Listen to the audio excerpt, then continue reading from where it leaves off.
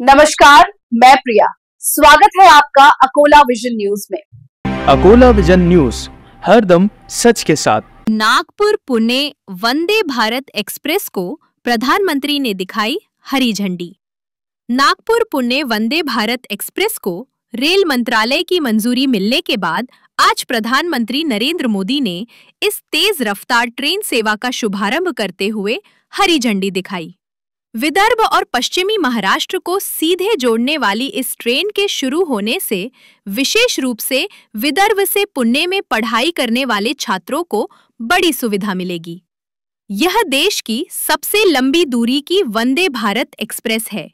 पहले ही दिन जगह जगह स्वागत समारोह के कारण यह ट्रेन लगभग 1 घंटे की देरी से चली।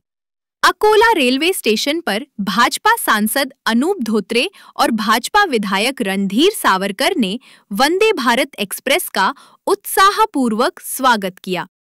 पश्चिम विदर्भातले साधारणतः 55,000पेक्षा जास्ती लोक पुण्याला राहतात। अनेक वर्षापासून संजीव धोत्रे आपले तत्कालीन खासदार कार्यरत होते की नागपूर ते पुणे अतिजलद ट्रेन वाहतूक व्हावी, त्याची स्वप्नपूर्ती आज आपले विद्यमान खासदार अनुपजी धोत्रे यांनी करून दाखवलेली आहे। मी समस्त अकोला 2 शहरांमधलं वंदे भारतचं अंतर किती असलं पाहिजे, कारण की हे चेअर कार्ड आहे, तरी अनुपनी त्याचे व्यक्तिगत संबंध आदरणीय वैष्णवजी आणि मोदीजी सोबत आपले खासदार अनुपजी धोत्रे यांचे व्यक्तिगत संबंधाचा कुठतरी सदुपयोग करून सगळ्यात लांब पल्ल्याची वंदे भारत ही आहे।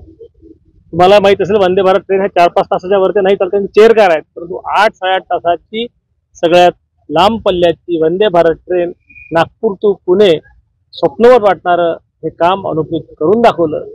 मी अकोल्यातील नागरिकांनाही शुभेच्छा देतो, अनुपलाही शुभेच्छा देतो की असंच विकासाचं कार्य सतत ते कार्यरत राहतील, लोकांनी याचा लाभ घ्यावा आणि दिवाळी किंवा सणाच्या सुदीच्या वेळेस नागरिकांना जे प्रचंड किंमत मोजून प्रायव्हेट ट्रॅव्हल्सनी इथं यावं लागत होतं, त्यापैकी बऱ्यापैकी त्याचा भार कमी होईल अशी मला आशा। धन्यवाद। अकोला विजन न्यूज को सब्सक्राइब कीजिए ताकि आप तक हर खबर सबसे पहले पहुंच सके।